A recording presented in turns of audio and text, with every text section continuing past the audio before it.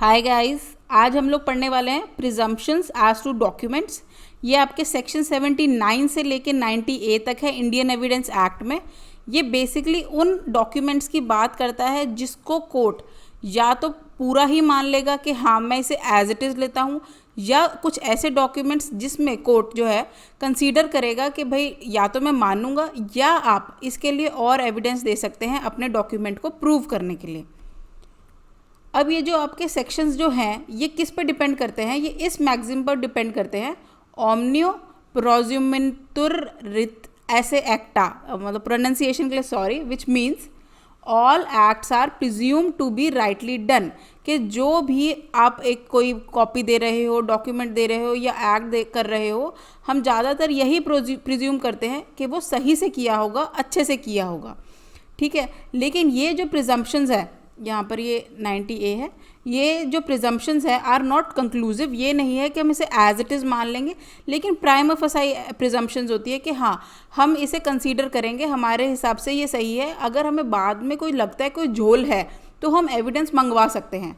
ठीक है, if the documents are incorrect, अगर हमें लगा कि डॉक्यूमेंट्स जो है इनकरेक्ट है, हमें मतलब कोर्ट को लगता है तो evidence can be led to disprove those documents. ठीक है, अब presumptions under sections 79 to 85C and section 89 are compulsory. इनमें है कंपल्सरी का मतलब है यहाँ पे शैल है। ठीक है, और सेक्शंस 86 to 88A 90 98 उसमें है मे। ठीक है, प्रीलिम्स के पेपर में आपका जो आता है या तो ये आता है कि कौन सा सेक्शन कौन से डॉक्यूमेंट की प्रिजम्पशन को लेके बात करता है, या इसलिए आता है कि इस वाले सेक्शन में शैल है या मे है। इससे ऊपर ज़्यादातर कोई भी क्वेश्चन नहीं आता, यही पे ही इर्द गिर्द घूमता रहता है। तो ये जो आपके प्रोविजंस हैं ये प्रीलिम्स के लिए सिर्फ इतना ही इंपॉर्टेंस रखते हैं कि शैल और मे का ध्यान रखना है। या जैसे ये सेक्शन आपका 79 है, इसमें लिखा हुआ है ना ये सर्टिफाइड कॉपीज़, हम इसकी जेन्युइननेस के बारे में प्रिजम्पशन लेते हैं। तो ये आपको याद करना है कि 79 में सर्टिफाइड कॉपीज़ की बात हुई है। और दूसरा क्या कि यहाँ पे द कोर्ट शैल प्रिज्यूम, ये बहुत इंपॉर्टेंट चीज़ें हैं, सिर्फ यही फोकस से मतलब याद करनी है, तभी प्रीलिम्स के पेपर में कोई क्वेश्चन आएगा आपका एकदम सही हो जाएगा।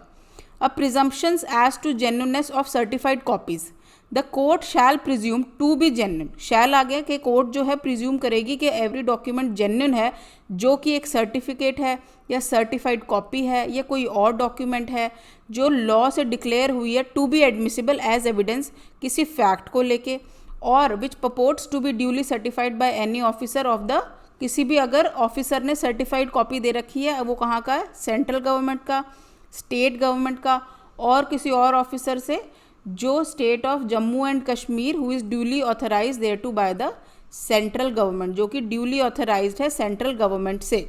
ठीक है, अब इसमें प्रोवाइज़ो है। ये प्रोवाइज़ो क्या कहता है कि जो डॉक्यूमेंट था वो फॉर्म में था और एग्जीक्यूट हुआ था उसी मैनर से जैसा कि लॉ आपसे चाहता होगा। और कोर्ट ये भी प्रिज्यूम करता है, शैल प्रिज्यूम, कि जो ऑफिसर था जिसने वो डॉक्यूमेंट बनाया था या साइन किया था या सर्टिफाइड किया था, उसी ने साइन किया होगा उसी ऑफिशियल करेक्टर में, जिस करेक्टर में उसने, मतलब अगर डायरेक्टर के नाम से साइन किया हुआ तो उस टाइम वो ऑफिसर डायरेक्टर ही होना चाहिए था। ठीक है, नेक्स्ट है आपका 80 सेक्शन 80 में भी प्रिजम्पशन है, किसको लेके, डॉक्यूमेंट जो कि है आपके रिकॉर्ड ऑफ एविडेंस के लिए। ठीक है, अगर कोई भी ऐसा डॉक्यूमेंट जो कोर्ट के आगे लाया जाता है वो अगर एक रिकॉर्ड है या कोई मेमो है एविडेंस का, या कोई ऐसा पार्ट जो एविडेंस लेते हुए लिखा गया था या लिया गया था, या कोई ऐसा स्टेटमेंट या कुछ भी जो विटनेस ने जुडिशियल प्रोसीडिंग में दिया या किसी ऑफिसर के सामने दिया। ठीक है, कोई कन्फेशन, कोई स्टेटमेंट जो जेल में है या एक्यूज्ड है, जो भी कुछ भी लिया गया बाय जज और मजिस्ट्रेट उस पावर में, उन चीज़ों के लिए हम क्या करेंगे, द कोर्ट शैल प्रिज्यूम, फिर से शैल आ गया कि भाई जो डॉक्यूमेंट है वो जेन्युइन है, और जो स्टेटमेंट्स है वो सर्कमस्टांसिस के वो जो लिए गए थे और वो जो साइन किया गया था वो सब ट्रू है, और वो सारी एविडेंस, स्टेटमेंट और कन्फेशन भी सही से लिए गए हैं, और कोर्ट उसे प्रिज्यूम करेगा अगर ऐसे कोई भी डॉक्यूमेंट उसके सामने आते हैं कि हम इसे सही ही कंसीडर करते हुए चलेंगे। शैल भी आ गया और रिकॉर्ड ऑफ एविडेंस भी आ गया।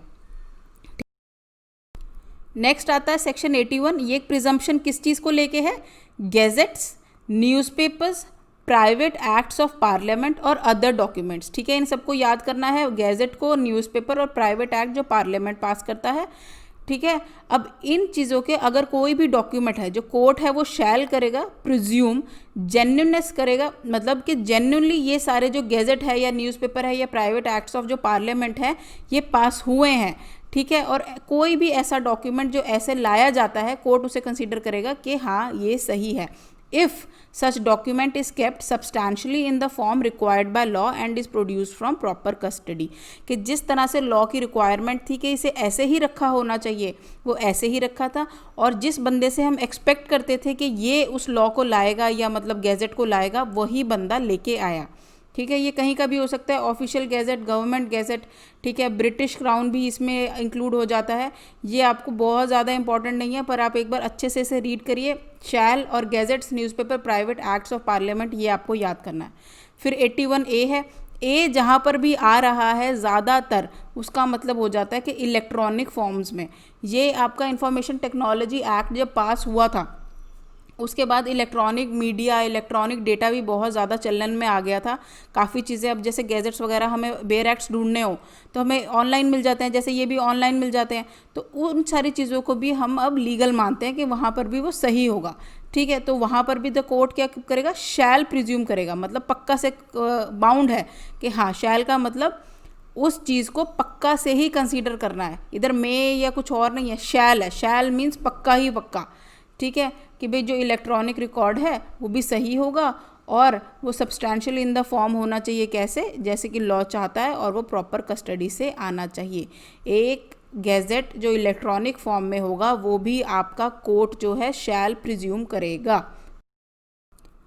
सेक्शन 82, ये आपका प्रिजम्पशन किस चीज़ को लेके, डॉक्यूमेंट्स एडमिसिबल इन इंग्लैंड, जो कि आपके डॉक्यूमेंट्स एडमिसिबल होंगे इंग्लैंड में जहाँ पर उनके प्रूफ ऑफ सील और सिग्नेचर की ज़रूरत नहीं होती, अगर हुआ है तो। ठीक है, कि कोई ऐसा डॉक्यूमेंट अगर कोर्ट के सामने लाया जाता है जो कि इंग्लैंड में एडमिसिबल होगा बिना किसी प्रूफ के कि भाई उस फलाने बंदे ने किया है, या जो सील सही है या स्टैम्प सही है या सिग्नेचर सही है या नहीं।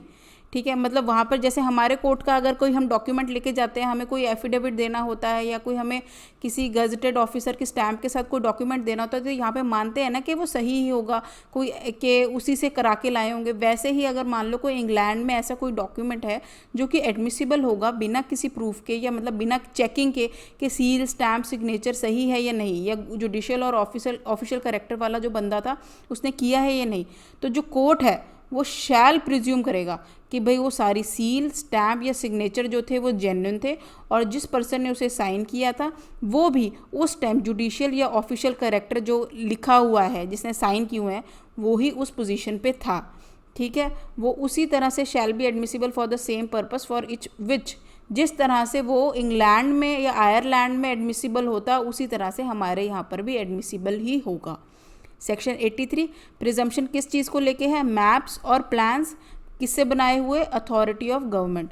इधर आपका फिर से क्या आ गया, शैल आ गया, कि जो भी मैप्स या plans authority of central government या स्टेट गवर्नमेंट से बनाए गए हैं और सही होते हैं तो वो एक्ट्स को भी कोर्ट जो है प्रिज्यूम करेगा कि सही है, मतलब सॉरी मैप्स और प्लान्स को भी प्रिज्यूम करेगा कि वो सही है।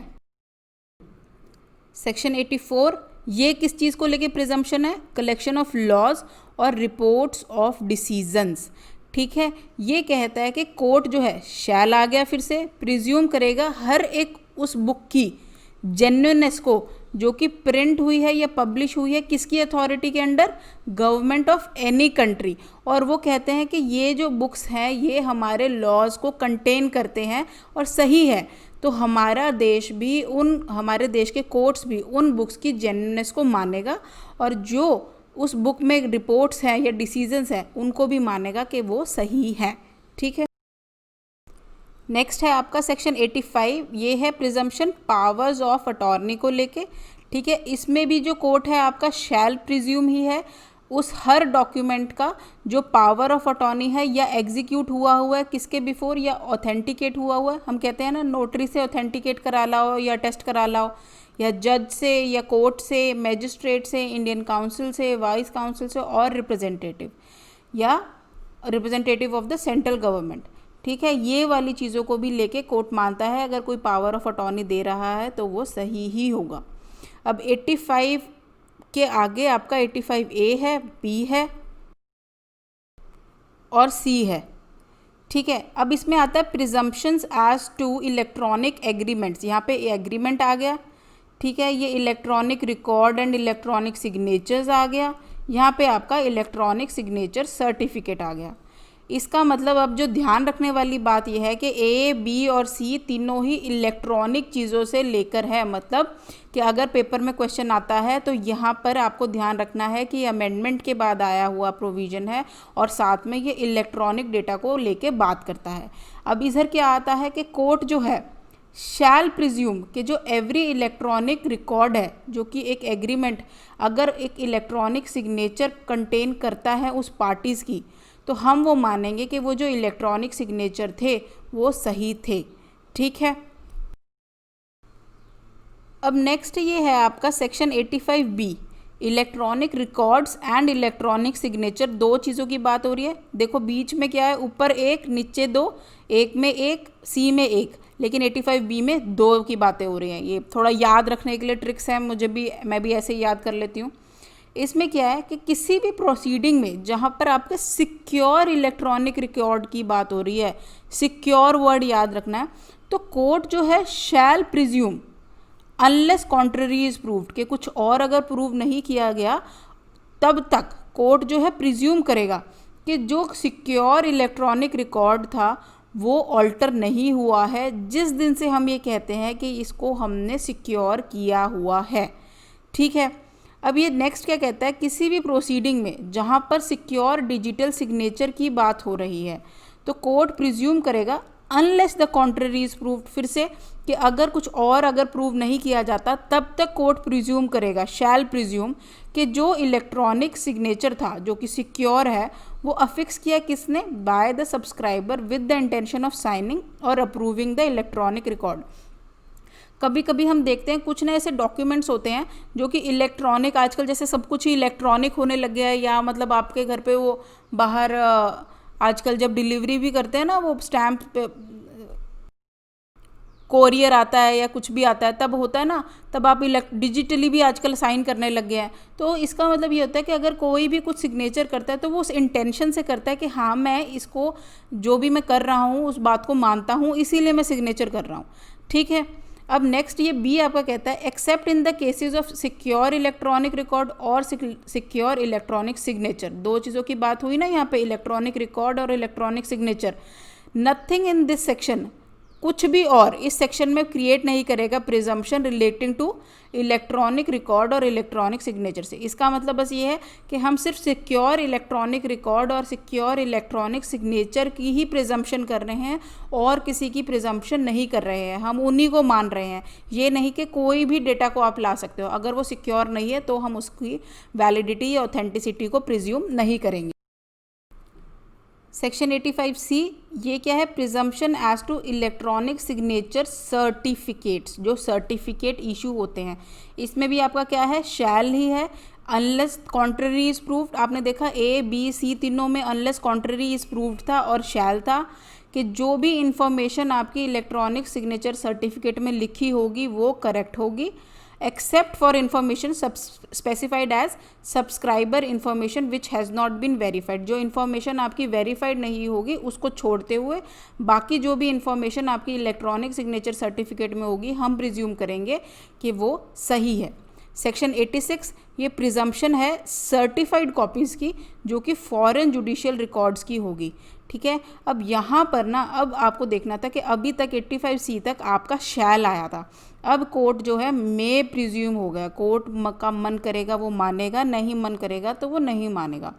ठीक है, कि जो भी कोई डॉक्यूमेंट है जो कि एक सर्टिफाइड कॉपी है जुडिशियल रिकॉर्ड की, मतलब किसी बाहर के कोर्ट का अगर रिकॉर्ड है तो उसकी सर्टिफाइड कॉपी है, any country not forming part of India, ठीक है, और ऑफ हर मैजेस्टीज डोमिनियंस, कि वो जेन्युइन है और एक्यूरेट है, if the documents purports to be certified in any manner.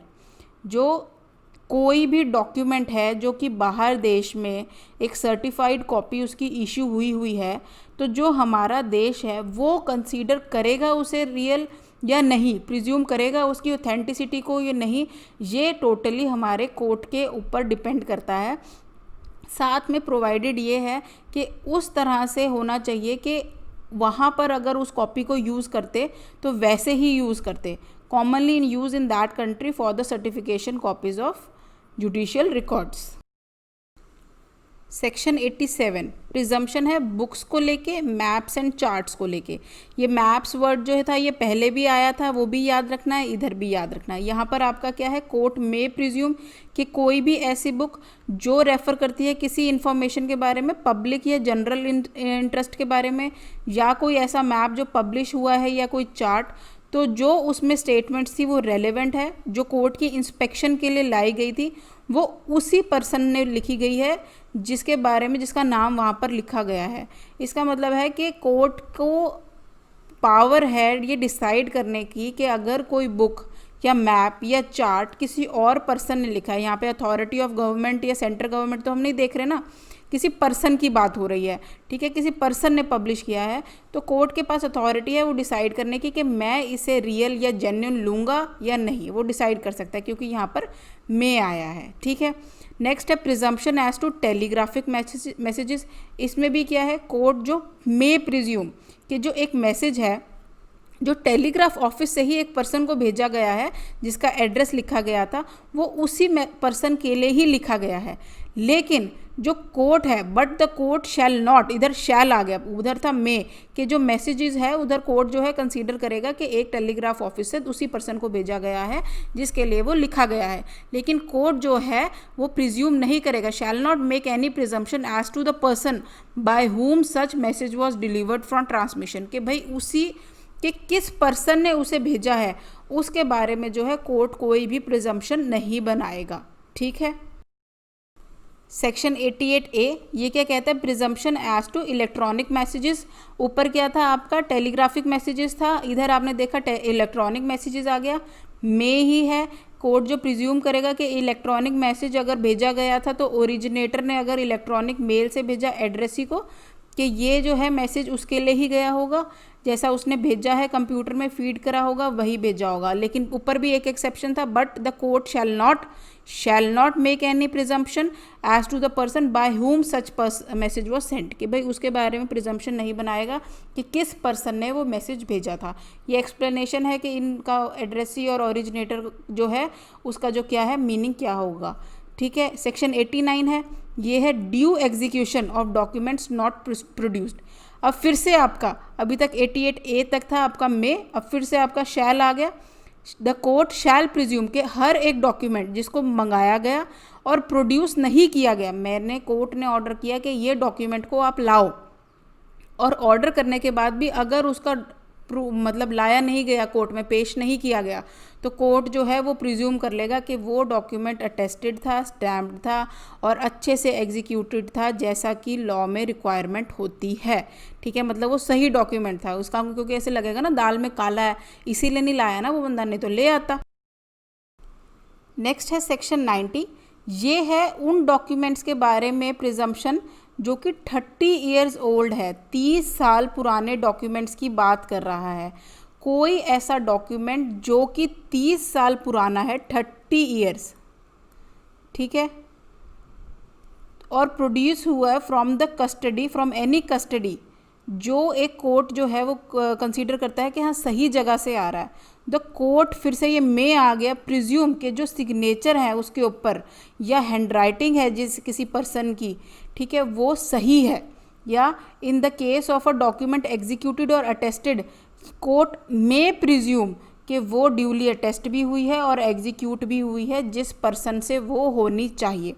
इसमें एक्सप्लेनेशन है कि ये कह रहा है कि प्रॉपर कस्टडी, इधर कस्टडी की बात हुई ना, प्रॉपर कस्टडी मतलब कि अगर मैं अपनी विल करती हूँ तो लोग यही प्रिज्यूम करेंगे ना मेरे बेटा या मेरी बेटी के पास होनी चाहिए उस विल की कॉपी, या मेरे अगर हस्बैंड है तो उनके हस्बैंड के पास होनी चाहिए ये कॉपी।